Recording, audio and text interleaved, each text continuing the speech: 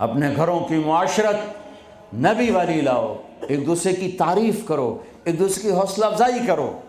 سبحان اللہ۔ اللہ کے نبی گھر آئے، ام سلمہ کے گھر کی باری، کھانے کو کچھ نہیں، پکایا کچھ نہیں، ہے ہی کچھ نہیں، تو خامد و محمد مصطفیٰ جیسا اور آگے کھانا تیار نہ ہو تو بیوی کے دل پہ کیا گزرے گی؟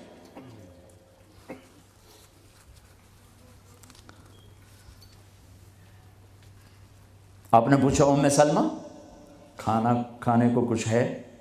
تو ایک دم انہوں نے بہت ہی ندامت لجاجت کے ساتھ کہا، یا رسول اللہ کچھ نہیں ہے، یہ سرکہ پڑا ہوا ہے۔ اب سرکہ کیا کہتے ہیں انگریزی میں؟ ونیگر، شاید کسی کو سرکہ سمجھ میں نہ آئے۔ ایسی چیز ہے، ایک ڈراپ یہاں رکھو تو تمہاری زبان جل جائے گی، ہاف ٹی سپون لو تو تمہارا سارا گلا چیر کے رکھ دے گا۔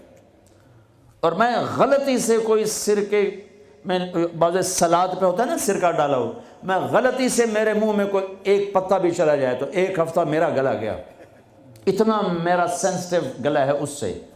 سرکہ کوئی کھانے کی چیز؟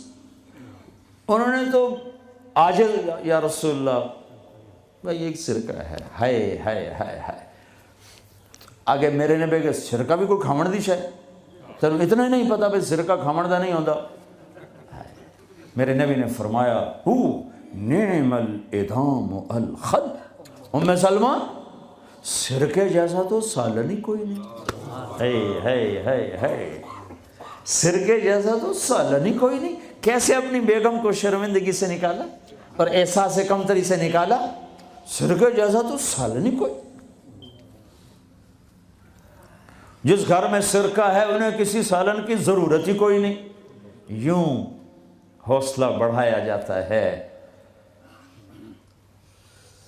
یہاں تو چونکہ وہ مقابلے کی ٹکر، یہاں بیویاں بھی ڈاڈی ہیں خوب، اور تو یہاں تو ان کی اپنی کونسلز بنی ہوئی ہیں۔ تو میں مسلمان عورت کو کہتا ہوں، چونکہ یہ میری بات آگے جا رہی ہے، آپ میرے سامنے بیٹھے ہو، ایک دوسرے کو عزت دو، برداشت کرو۔ میرے نبی نے فرمایا بہترین مسلمان وہ ہے جو بیوی سے اچھا سلوک کرتا ہو، اور بیوی سے فرمایا میری شریعت میں سجدہ ہوتا تو بیوی سے کہتا خامند کو سجدہ کر۔ بہترین صدقہ اولاد کی تربیت ہے۔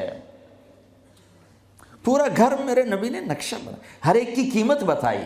ماں تیرے قدموں تلے جنت، کہ کاش میری ماں زندہ ہوتی، تم دیکھتے میں کیا کرتا، میں عشاء کی نماز کے مصلی پر ہوتا، میں سورۃ فاتحہ پڑھ رہا ہوتا، ادھر سے آواز آتی میری ماں کی محمد، تو میں نماز توڑ کے کہتا لبیک اماں جان۔ باپ کا تیرے جنت کا دروازہ ہے، باپ تیری جنت کا دروازہ ہے، کھولنا توڑنا نہیں، کھولنا توڑنا نہیں، توڑ دیا تو جنت میں نہ جا سکو گے۔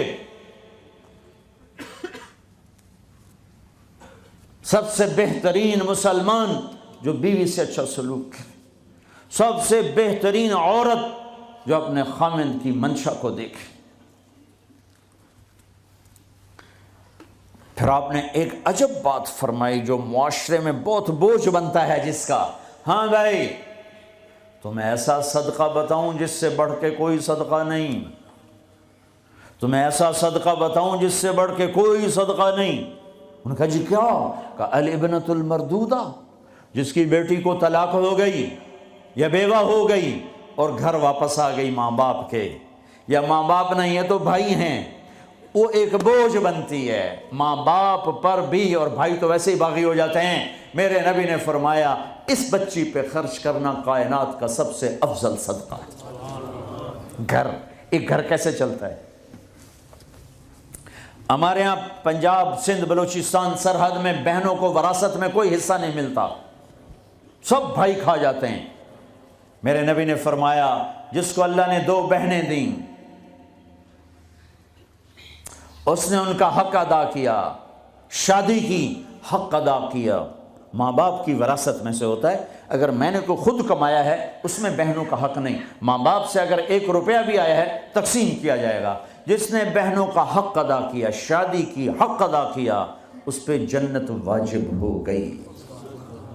جس کو اللہ نے 3 بیٹیاں دیں، اس نے ان کی ڈولی اٹھائی، وہ جنت میں میرے ساتھ یوں ہوگا. ایک بولے.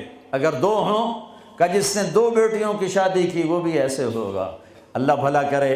ایک صحابی کا کہ جس کی 1 ہو، کہ جس کی 1 ہے، اگر اس نے اس کو عزت سے رخصت کیا تو وہ بھی میرے ساتھ ایسے ہی ہوگا. پھر کئی بچیوں کو طلاق پڑی ہے کہ اس کو بیٹا نہیں ہوتا. یہاں آنے سے پہلے کا واقعہ، پنڈی سے ایک بچی رو رو برا حال اس کا. میں تو فون سنتا ہی نہیں ہوں ایسے کہ میرا تو کلیجہ پھٹ گیا ہے. ہے کہنے لگی کہ سسرال نے کہا تھا بیٹی ہوئی تو طلاق دے دیں.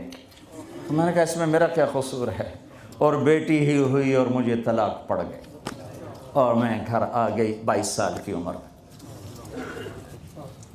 بیٹی دینے والا اللہ اور ظلم کرنے والا سسرال.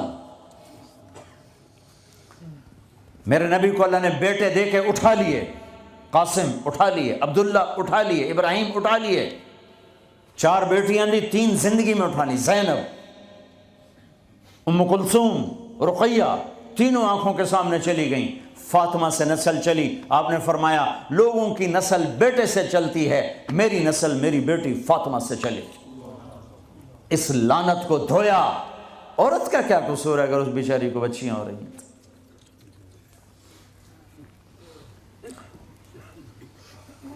جس نے اپنی بہنوں کو حق ادا کیا، جس نے بیٹیوں کو ڈولے میں بٹھایا، ان کا حق ادا کیا، کہ جنت میں یوں ہو جائے گا. بہنوں کو دینا اتنا ضروری ہے، حرام ہو جاتی ہے روٹی. میں نے مولانا جمشید صاحب میرے استاد ہیں، میں نے ان سے تفسیر پڑھی ہے. میں ایک دن شہد کی بوتل لے کر گیا، پرانی بات ہے 76-77.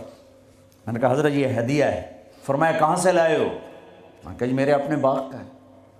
فرمایا تیرے باپ نے اپنی بہنوں کو، تیرے باپ نے اپنی بہن یعنی میری پھوپھیوں کو، تیرے باپ نے اپنی بہنوں کو زمین میں سے حصہ دیا تھا؟ یہ سوال کیوں کیا؟ 10 روپے کی شہد کی بوتل تھی اس وقت، کہ اگر دیا تھا تو یہ میں لے لوں گا، اگر نہیں دیا تو پھر یہ حرام ہے، میں نہیں لوں گا. یہ مطلب تھا. تیرے باپ نے بہنوں کو حصہ دیا تھا؟ میں کہا جی اللہ کا شکر ہے میرے باپ کی بہن ہی کوئی نہیں.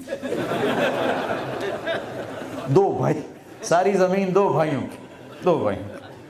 میں نے کہا جی اب موجہ ہی موجہ، بہن تھی کو ہوتی تو کوئی نہ دیتے. پھر کہنے لگے اچھا تیرے دادا نے اپنی بہنوں کو زمین میں سے حصہ دیا تھا؟ میں کہا جی اس لیے میں جمعہ ہی کوئی نہ ہوں. اتنی ریسرچ کے بعد ایک شہد کی بوتل قبول فرمائی. بیٹیوں کو دینا اتنا ضروری ہے.